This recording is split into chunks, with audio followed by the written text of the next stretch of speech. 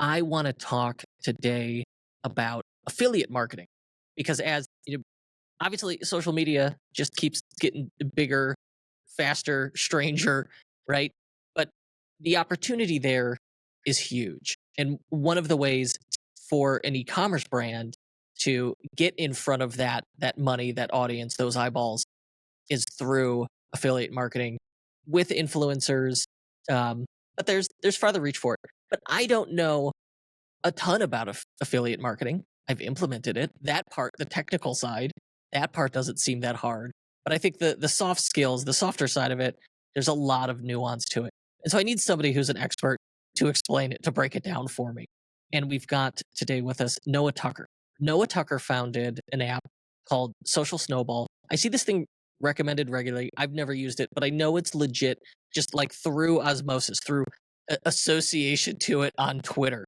And I think he's been at that 3 years. You know what? Why should I explain it to you? We'll have him tell us about it. Noah Tucker, welcome to the show. Thank you so much for having me. I'm excited. I'm happy to have you here. And truthfully, we're recording this the end of December. You know, a little bit of time travel happening here for our listeners. But this is the last episode I'm recording this year, right? I'm excited. Best for last. Yeah, I'm excited to be doing this with you. I think this is not the first time I've done it with a Noah, as the last episode I recorded of the year. I think 1 year it's Noah Kagan, I'm pretty sure. No way. Yeah, we got some good Noahs going for our year-end recordings. But all right, Social Snowball. Give me the elevator pitch. Sure. So, at the highest level overview, we are an affiliate and referral platform for e-commerce brands. More specifically, we help e-commerce brands partner with what I like to call the more modern affiliate. So when we use the word affiliate, I think, especially in e-commerce, it can have different meanings, and it can mean very different channels that for different types of brands when they use that word affiliate. And I think if you were to zoom back like 10 years ago, let's say, or maybe even like 5, but let's say 10 years ago, and you said the word affiliate to anyone in the e-commerce space, the type of affiliate that they'd be thinking of back then is very different than what a lot of brands are focused on now. So what I mean by that is, like, back then, the word affiliate to brands meant like publishers, review sites, bloggers, listicles, media buyers. Like, that's kind of what affiliate meant. And today, those types of like blog reviews, like it, years ago, there was mattresses. There's verticals, industries, like certain things get huge in e-commerce. Like there's trends for sure. I'm sure for a while everybody was trying to sell fidget spinners, but like mattresses, big purchase. How do you figure that out? You Google it. Well, at least, I'm a Zennial. I'm 41. You Google it, and then you end up on a blog like the Wirecutter. Oh man, I love the Wirecutter. Exactly. But that's all affiliate links, right? Those are affiliates. That's what so that's like traditional. And then you used it in air quotes, modern affiliates. Tell me about the difference there. Yeah, exactly. I like to call those the older ones, like the legacy affiliates. But even though they are like legacy / traditional, they're still important today. I don't think brands should ignore them. It's just also undeniable to acknowledge that there's also this modern affiliate that exists. And under that umbrella, I'm talking about like influencers, social media creators, ambassadors, and even a brand's own customers can be affiliates. And so, there's these two very different types of affiliates. And the only thing that's similar about them is that you are partnering with them on a performance only deal, right? So you're paying them a commission for the sales that they could generate you, which is great because it's less risky. But the thing is, like, these modern affiliates, the functionality and the user experience and the tools and automations that you would need as a brand owner to have a successful partnership with a modern affiliate is super different than what you would need for a successful partnership with a legacy affiliate. They're just two different of channels. Everything from onboarding those partners to generating their codes and links, sending payments, et cetera, is just very different for each type of affiliate. So Social Snowball is the first affiliate platform for e-commerce that's just laser focused on this new type of affiliate and helping brands enable partnerships with this new type of affiliate and making that whole user experience for both the brands managing it and for the affiliates on the receiving end of the program just as smooth, frictionless, and intuitive as possible. So to make that a reality, we sort of had to rebuild a lot of pieces of the traditional affiliate model so that when you do roll out a program like this for your creators or your customers, it's a very smooth and just positive experience all around. Oh, for sure. And I wanted, before we go deeper, you said Social Snowball, you started this about 3 years ago. That's not that long ago. What'd you do before that, out of curiosity? Yeah. I was on the brand side of the e-commerce world for a while. Literally, actually, like right after I graduated high school, I started kind of getting sucked into this world because I had a couple friends who were building stores, and I thought it was super cool. So they helped me build a store, and then I got really into the marketing side of things. So I was running paid ads and building some of my own stores. I was consulting with some other brands, and I really just got deep into this whole marketing world. And a piece of what I would help any brand implement would be an ambassador strategy, like affiliate, ambassador, referral, whatever you want to call it. And so having that experience, I used basically every other existing affiliate, ambassador, et cetera, tool that existed in the Shopify ecosystem. And at the time, I was just like, wow, these all suck. What I learned is that they didn't suck. They were just built for that legacy affiliate. So if I was partnering with publishers, maybe it would have actually been exactly what I needed. But I wasn't. I was reaching out to people on Instagram. I was reaching out to customers. I was, reaching out to influencers on other channels. I was just trying to find what, I now call the modern affiliate. And I was trying to onboard them to a platform that wasn't built for that. And when you try to do that, it's a nightmare of a user experience. Everything breaks. So that's kind of where the idea first started. All right. I've heard affiliate and referral program mentioned. They're similar but different.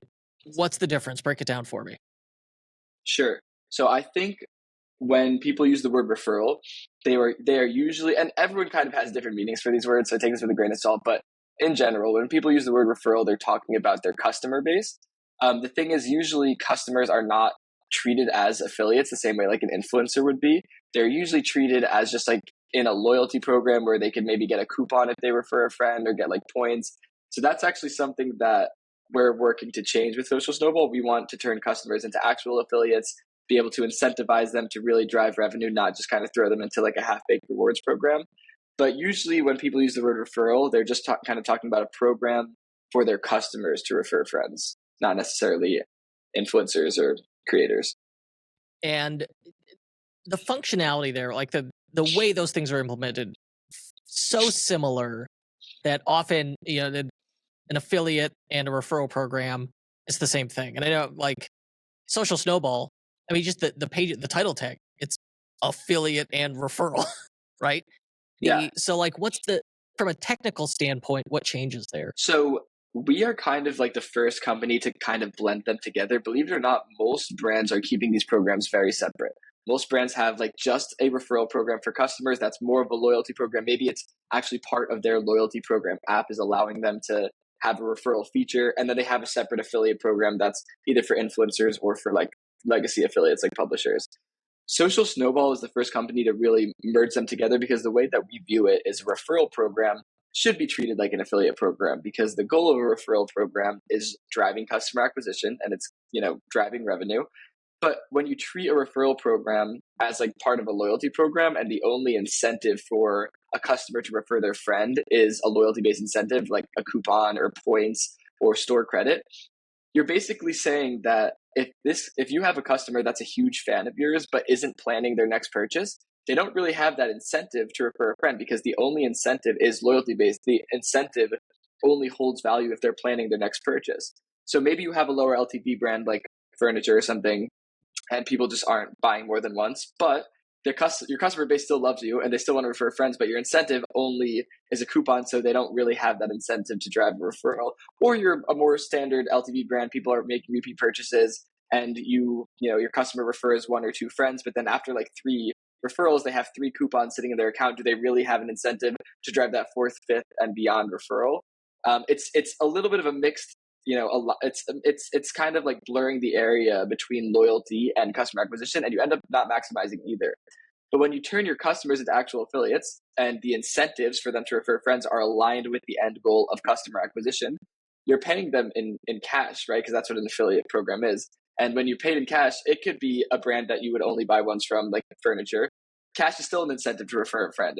You could have referred 30 previous friends. You still want that 31st cash payout because it's not like a coupon that kind of loses value as you collect more of them.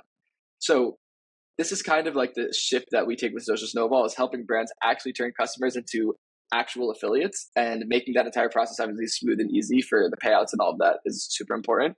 But the difference is just customers of all kinds, regardless of if they're planning the next purchase or not, will all be engaged in the program, obviously assuming they like your product, but we're hoping that's the majority of your customers.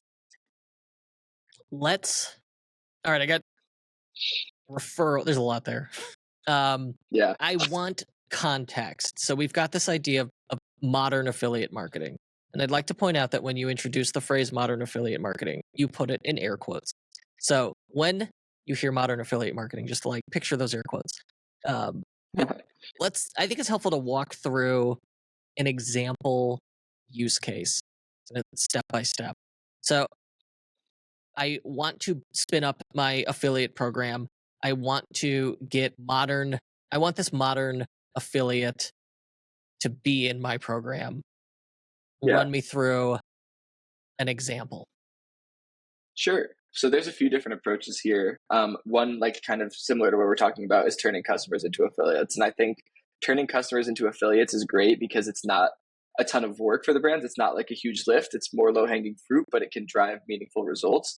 And so essentially the way this would work is, instead of having to have all of your customers like manually enroll and wait for an approval process if they want to join your affiliate program, what we help brands do is turn customers into affiliates automatically as soon as they make a purchase.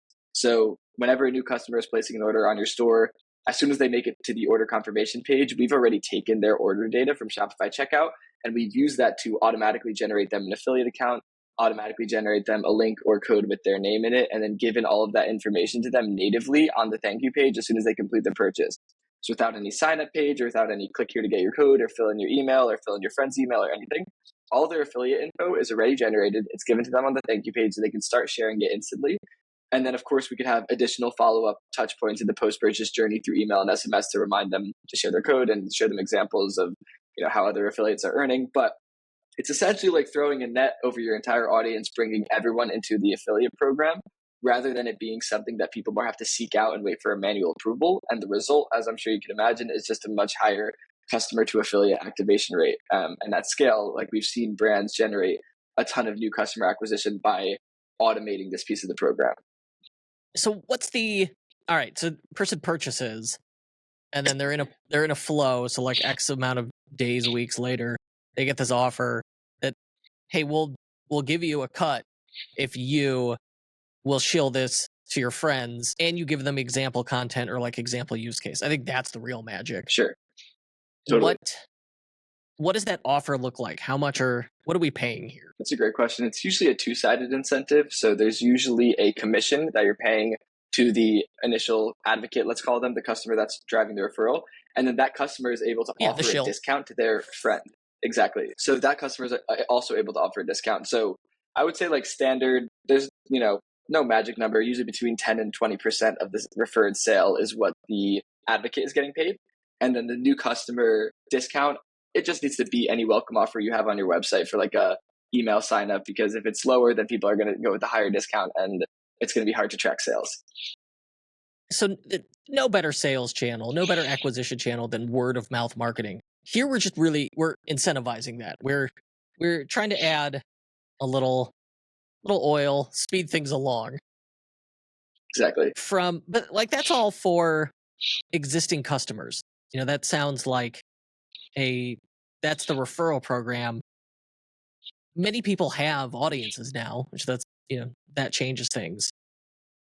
If we're thinking strictly affiliate, does that change it? So like influencer affiliate?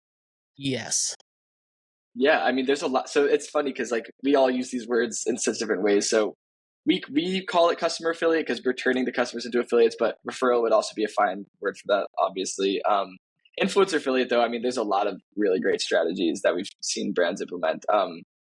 Product seeding, for example. So basically brands will reach out to a ton of influencers and they'll just send them an email saying like, hey, I'd love to send you my product. And then essentially once an influencer says yes, then you'll be able to gift the influencer that product. Obviously, you'll also generate them an affiliate code and link. And then you're just having a ton of content be created at scale and posted on these influencers' accounts. So not only are you driving organic traffic and organic revenue from the audiences of these influencers, but you're also generating a ton of content that you could reuse and repurpose in other channels. So if you needed content for paid ads or to use in your emails or put on your website, by gifting influencers at scale, it kind of is like providing your business with a lot of positive impact beyond just driving revenue. Did you say gifting influencers at scale? Yeah. So we're doing product seeding. Exactly. exactly. So this app, wait, so you could do product seeding as well? You can, yeah.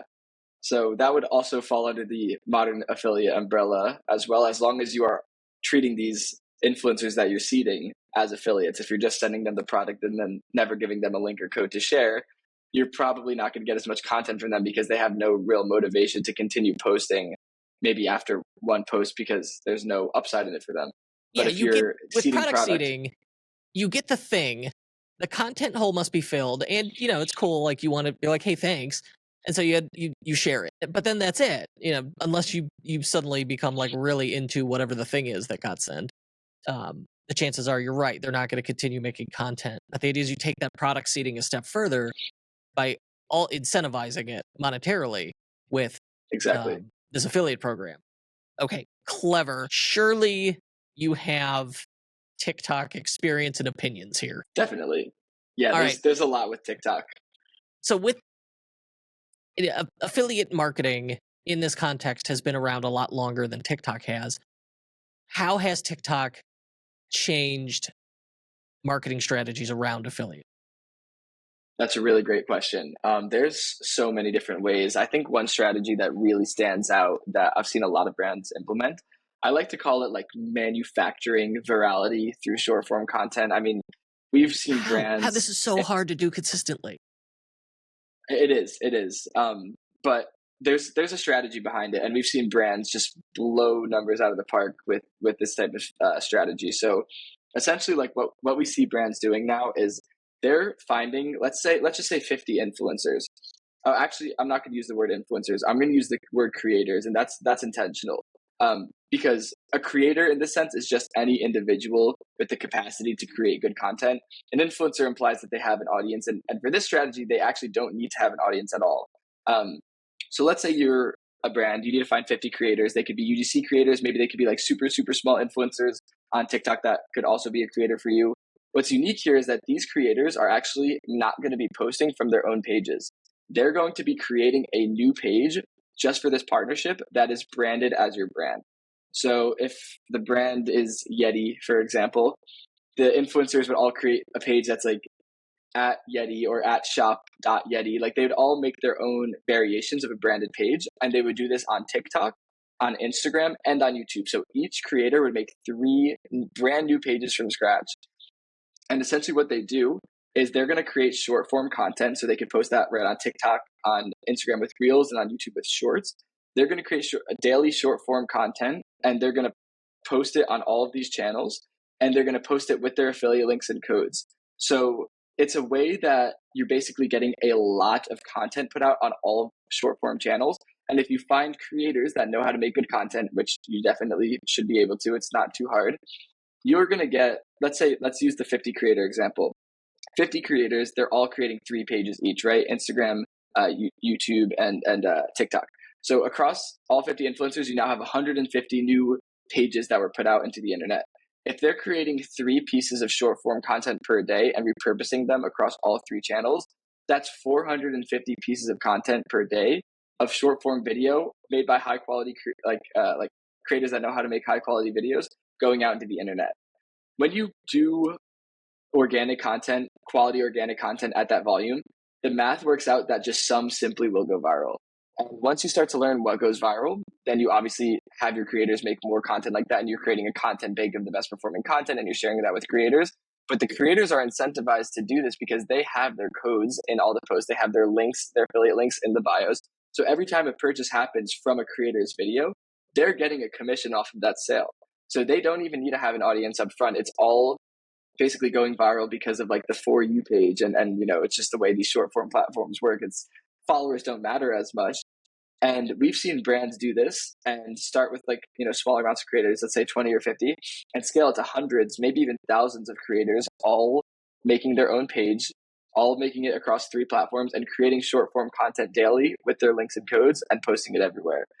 It's truly incredible the amount of not only content that you get from this type of strategy, but real attributable revenue. I mean, we've seen brands generating literally 25% of all of their revenue, and maybe even some brands doing higher that we just haven't interviewed, but just from the strategy alone. So you could think if you're like really relying on paid ads, you could make 25% of your sales come from TikTok organic from these creators, that's obviously really impactful. So you're taking that product seeding idea and just supercharging it. We've got so we yeah, all right, we identify 24 people. We get the product into their hands, and it's really simple. Like DM them, hey, we love what you're doing. Could we send you this? No strings attached. Send it to them. However many get it. Follow up.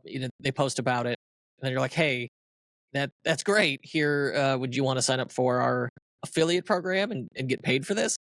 At what point does it shift from gifted product seeding to here's the affiliate link or sign up for the program? So with this TikTok strategy in particular, I think most of the creators actually upfront know that this is exactly what they're signing up for. It's not like, hey, would you also want to join this TikTok program? It's more like, let's find creators that want to do this exact strategy. So yes, of course, we're still giving them the product so they can film their content, but we're reaching out to creators who probably aren't getting gifted product frequently because they, like I said, they're not real influencers. They don't have a big following.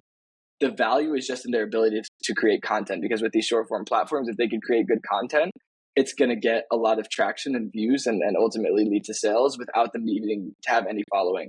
So I would say like the influencer seeding program where you invite them into your affiliate program after is a bit of a separate approach. I would probably keep those programs separate from each other. Now, of course, there's always a scenario where you gift an influencer a product and they're down to join the TikTok like manufactured virality program that you're running as well.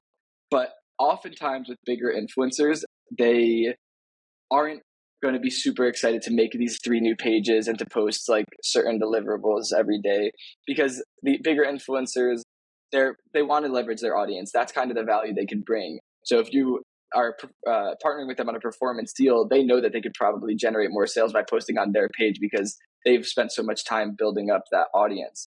So usually it's a different demographic of creator that's falling into each type of these campaigns. I had not considered it or thought of it that way. That's interesting. So when selecting the right creators, obviously, like they need to align with us, with our brand values. They need to have like some vague interest in what we're doing. That's like the basic hurdle. But we want micro influencers, people who are pre viral success, don't have huge followings.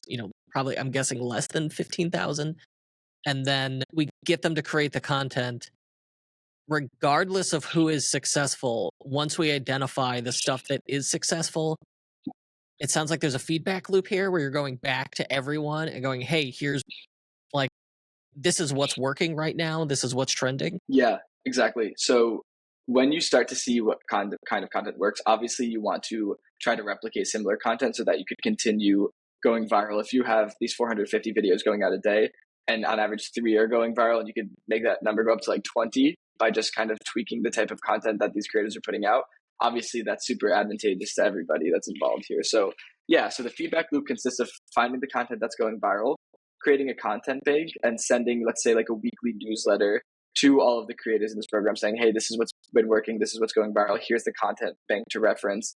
And then some brands have even taken it a step further, and they've created like Discord groups or Slack groups with the creators where they can collaborate, which has been pretty cool to see too. That's cool. When you do that, now it's like it really starts to feel more like a community effort, more like a team.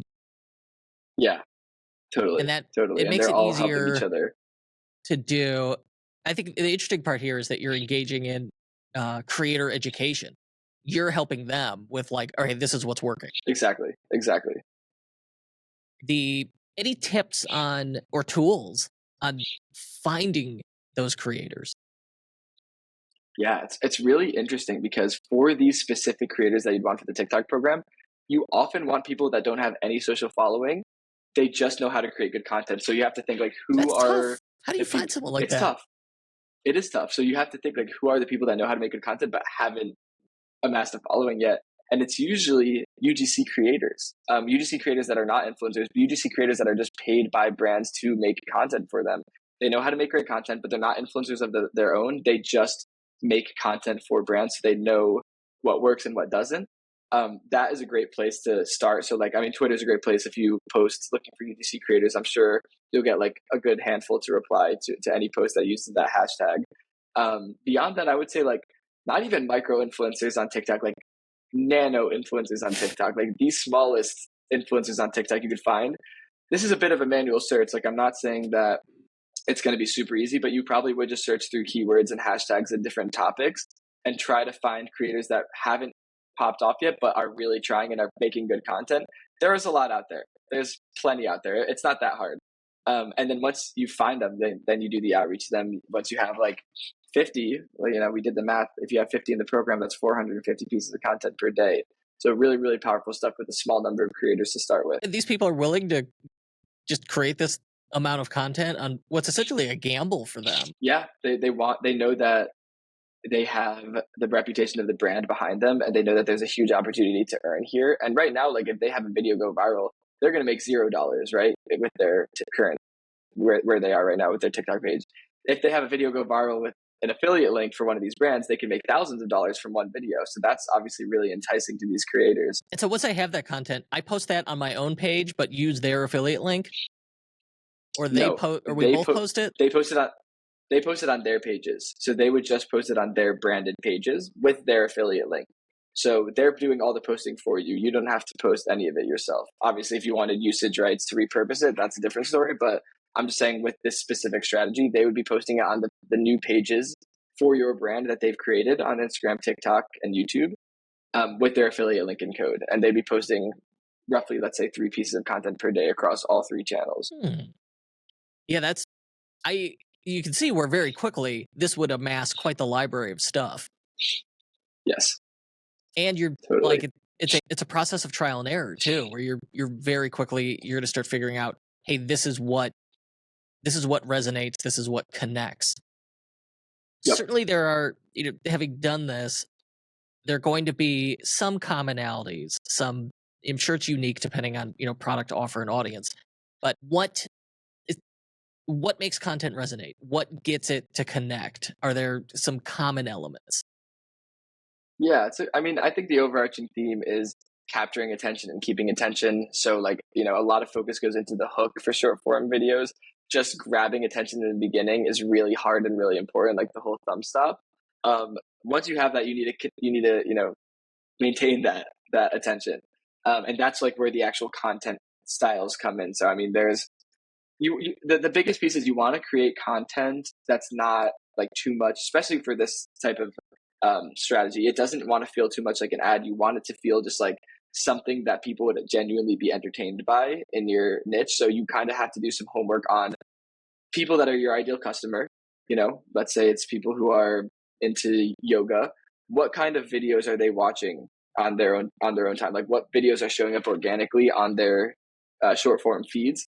Once you have a sense of that, then you need to figure out, okay, this is the type of content people like that are my ideal customer. How can I incorporate my product into here naturally that doesn't feel like a force?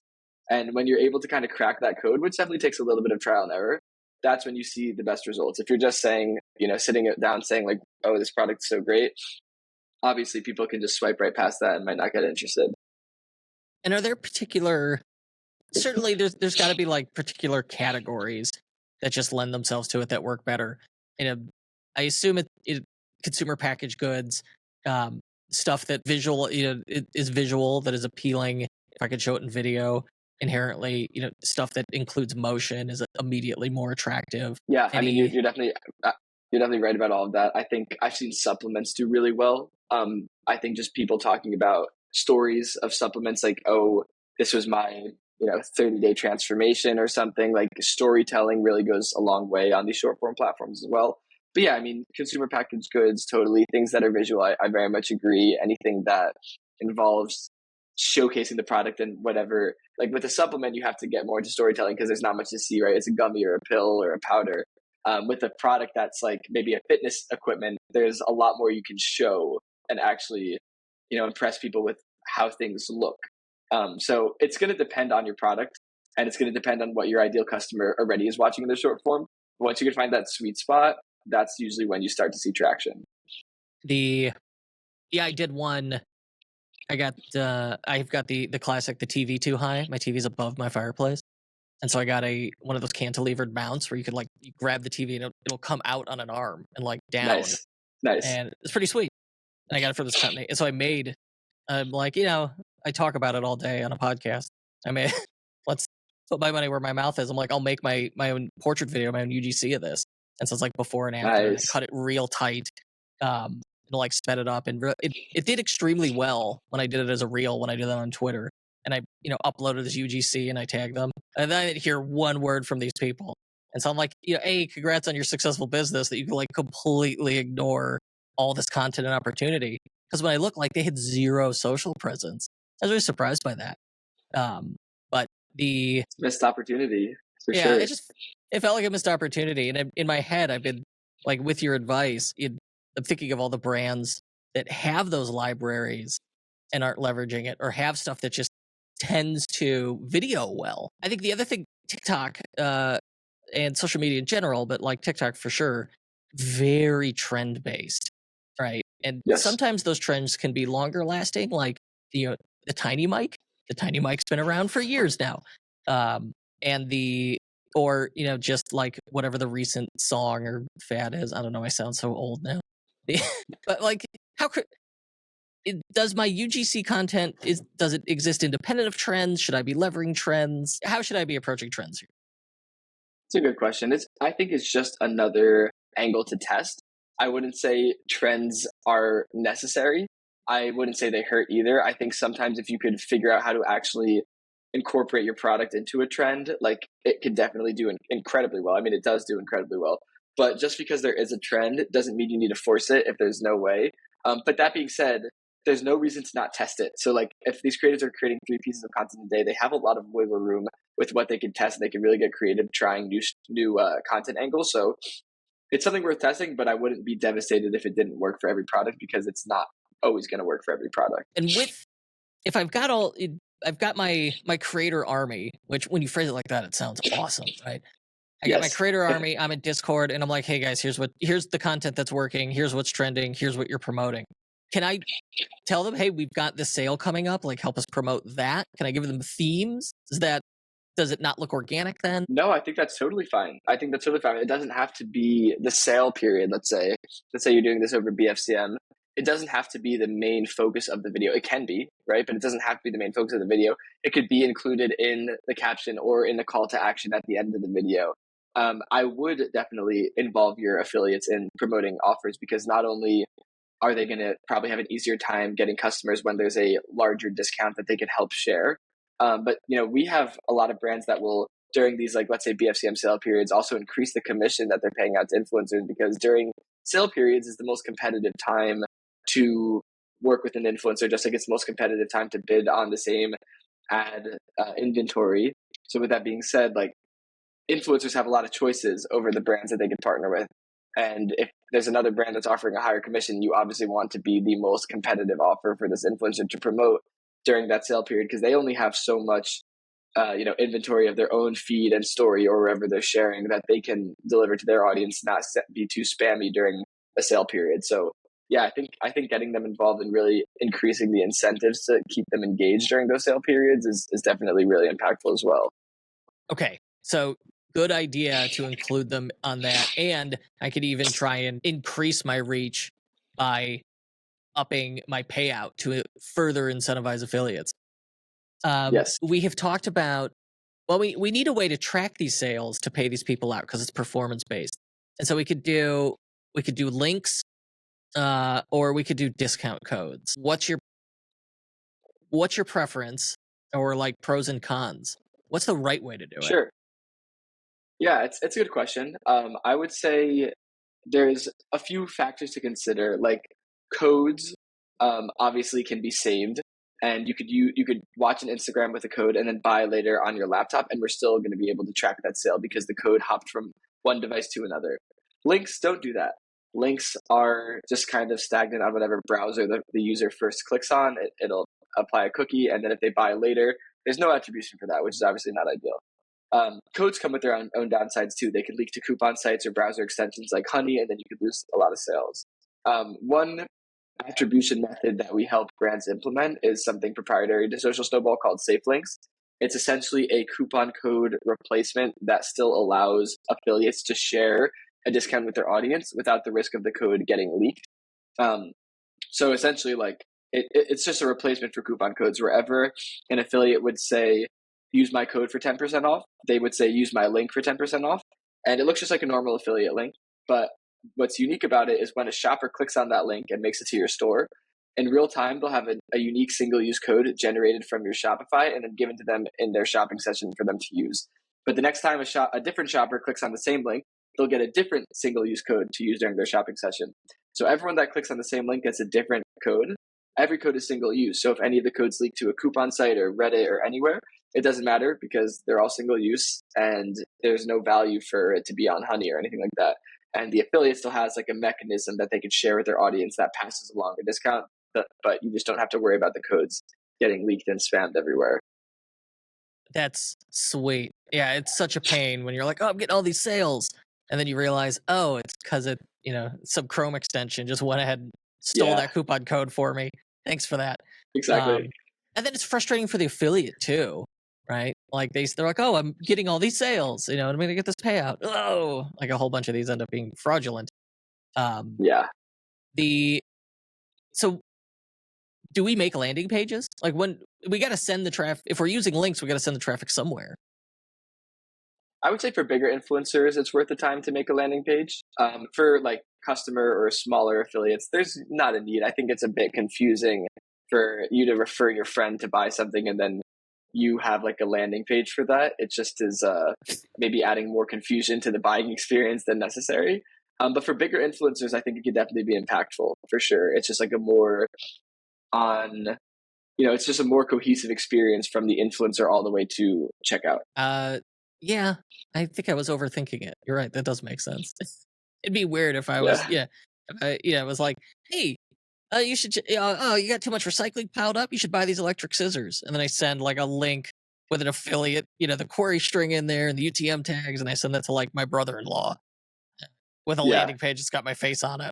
He's going to be like, what in the heck? What are you doing? Yeah, exactly. Yeah. But if it was Kim Kardashian, then it might like make a little more sense. So yeah, well, like Kim sends me those links all the time. So like, exactly, I'm used to it from her. Yeah. It's kind of annoying how often she does it. Well, in our group chat, you see him too. Right. I know. I muted it though. Yeah, just leave Kim on red. That's brutal. So let's bring it back to the beginning. Go to someone who's. I have a Shopify store.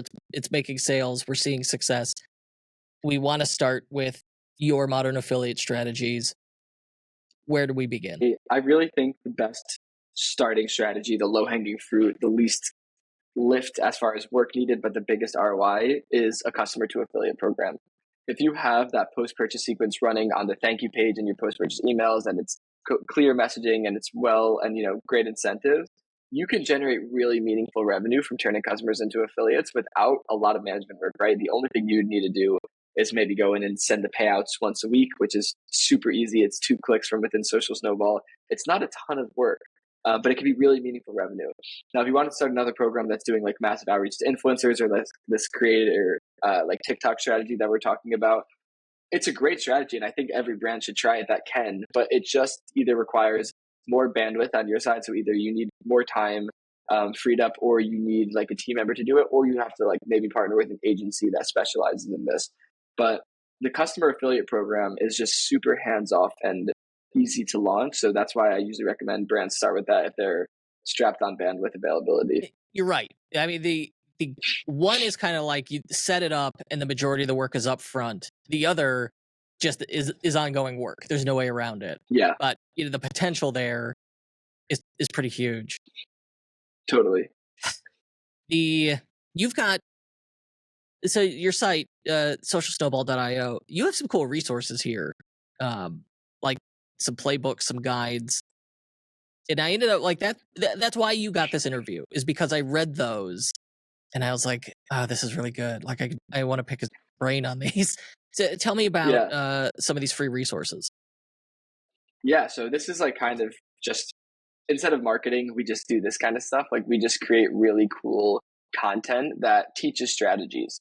We could build the coolest software ever for affiliate and influencer, but if nobody knows how to execute any strategy, then it's almost useless to them. So we put a lot of time and effort and resources into creating these content pieces. So on our website we have like a really cool one going over the TikTok manufactured virality strategy. We have one that's more of just a general influencer marketing playbook with a lot of different strategies in there. And something that we're working on now is what we're calling Social Snowball Academy, which is going to be a video course series of basically a bunch of experts in influencer marketing and e-commerce going and telling their strategies and what they've done that's been successful, and teaching that in a long form video course. So we love this kind of stuff. It's really fun for us to create these pieces of content, and people really like it. So it's something that we're going to just do a lot more of next year for sure. That's fun. Creating the content is fun, and I like doing creative work. I like being productive. I like helping people. When you make educational content, it's all of that combined. And then it's always it's tough to predict like what will and won't resonate. And that's where it's nice to have experience and go easy on yourself and like be able to repurpose stuff. But when it does land and it does get that reaction you were hoping for, man, few things are as satisfying. Agreed. Totally agreed. So I put I'll link to all that stuff in the show notes. Otherwise, it's on your website. What's your website? Socialsnowball.io. And Social Snowball also available in the Shopify App Store. Yes. Mr. Noah Tucker, any other notes, anything else you'd like to include or leave our listeners with? No, but thank you so much, Kurt, for the time. This was a lot of fun, and I hope the listeners find these strategies valuable. My pleasure. I'm so glad I booked you and went over this with me. I learned a lot. That mantle company needs to get on it. I'm emailing them right now. I'll be like, here's some PDFs you got to download. Read these. We'll see if we could get them. They're not. I didn't even know these people. I'm just giving them a hard time. Let's just cold email them with the guides. Here's some guides. Just read these. Get back to me. Noah Tucker. Do it anyway. Noah, thank you so much. Appreciate it. Talk soon. Thank you.